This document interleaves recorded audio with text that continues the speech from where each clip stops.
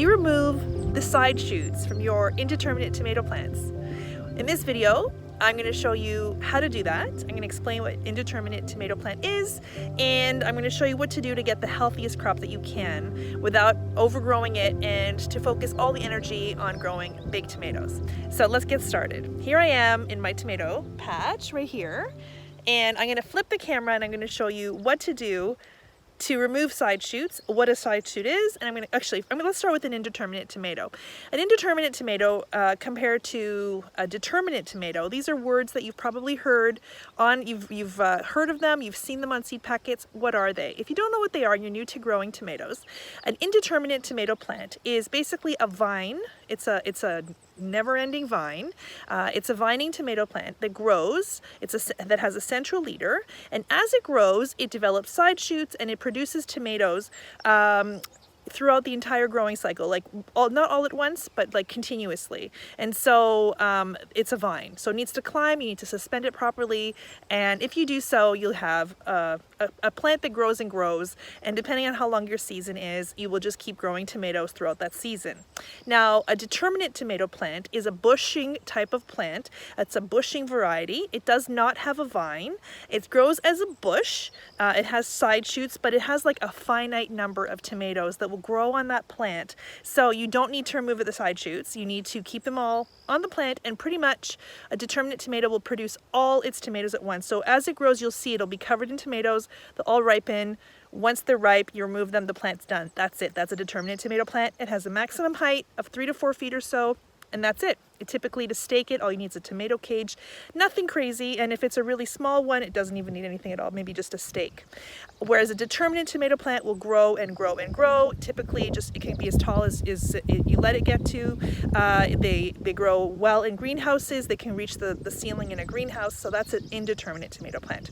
So now I'm going to show you what these side shoots are. I'm going to flip the camera.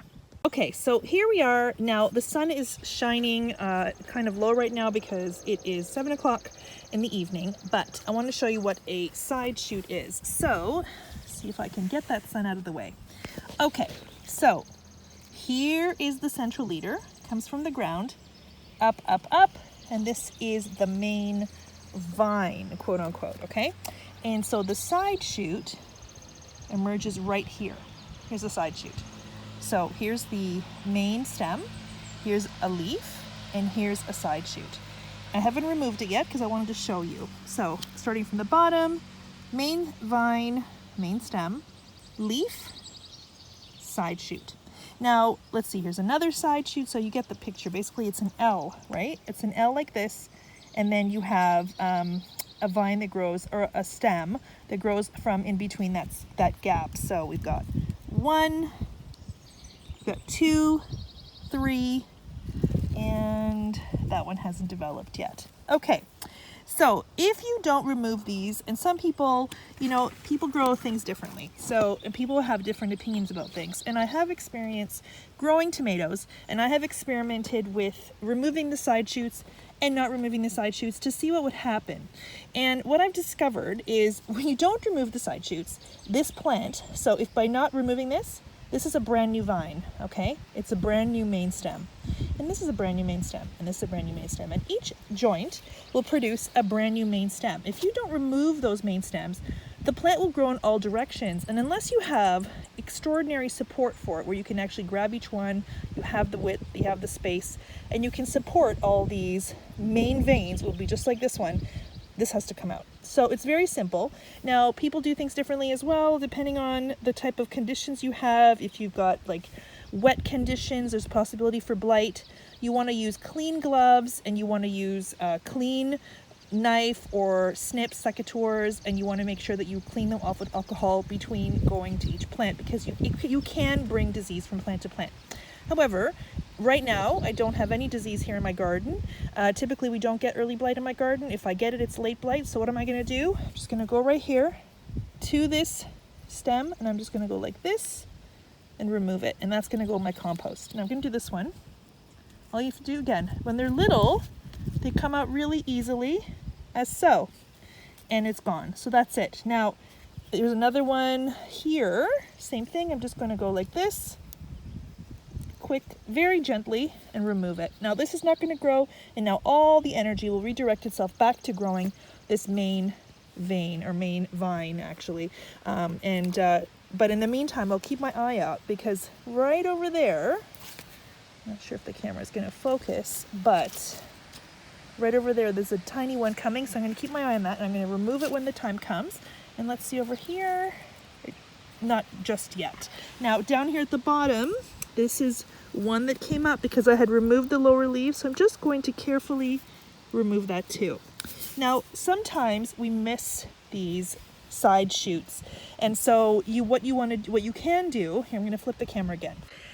Sometimes we miss like a side shoot. It's very, very easy to do, because as they start to grow, like the tomatoes will start growing, they'll start growing slowly, and you know, you're on top of it, and then you get carried, you get busy with something else in the garden, you start harvesting something, you're handling a situation in the garden, and then suddenly your tomato plant has grown really, really quickly, and it may have a really thick side shoot. It's very, very easy for that to happen. So what I suggest then is taking little snips and taking it off that way. You can carefully try to move it by hand.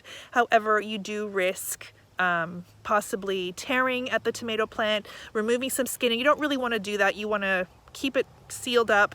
You don't want to be peeling away any skin by accident, which can happen, because if you try to take it off when it is larger, it could take the skin off with it, and then you open it up and cause it to possibly be exposed to disease if that is present in the air or in the soil. So that's it. That's how you do it. Hopefully that helps.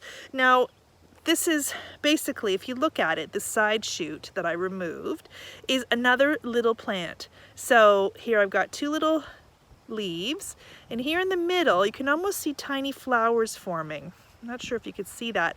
And what you can do if you want, and I've done this before when a part of my tomato plant has fallen off, possibly, like, I think it was windy or something happened, and then a piece broke off. Well, a tomato plant has little hairs that run all along the stems, and those little hairs are potential roots.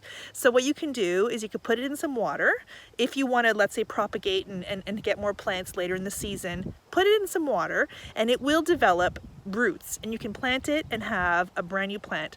By doing that, it will grow a lot quicker than if you were to start it from seed. Like, let's say you just wanted a few more plants. I suggest doing it that way, putting in some water, and you'll get yourself a free tomato plant. So that's it. Hopefully that helped. Hopefully that explained why it's important to remove the side shoots, because without doing that, you know, your plants can go out of control. I've done that before. The plants have gone out of control. Very hard to manage. They ended up growing over each other, covering the walkway. I was unable to get through, and that year we had a really bad year of blight.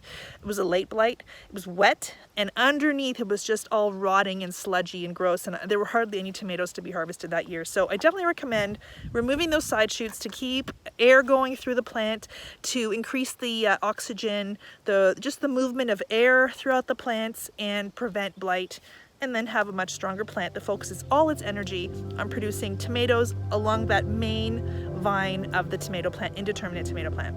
That's it. If you have any questions, please leave me a comment below. If you like my video, please give me a thumbs up, as well as click the subscribe button and the notification bell to be notified of any upcoming videos. I really appreciate you watching, and if you want to share this video, please do so. Hope it helped. Talk to you all soon. Bye for now, everyone. Take care.